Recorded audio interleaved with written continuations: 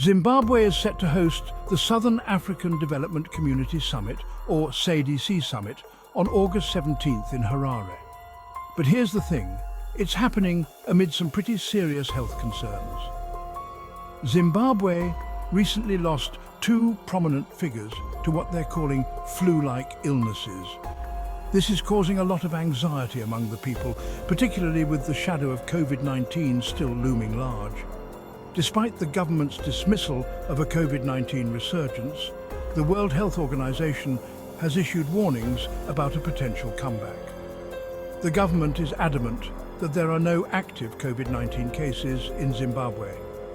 Health Minister Dr. Douglas Mombashora says the recent surge in illnesses is due to a nasty strain of seasonal influenza. According to him, all returning pilgrims from Mecca tested negative for COVID-19. But with the WHO's warnings, people are understandably skeptical. This brings us to the big question. Is the government downplaying the health risks to push forward with the summit?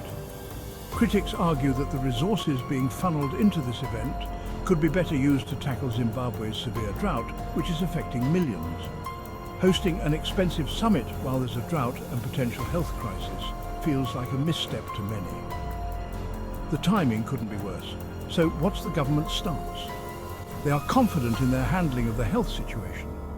But the recent deaths from flu-like symptoms and global COVID-19 warnings are keeping people on edge. As the SADC Summit approaches, it's clear that the Zimbabwean government is facing a balancing act.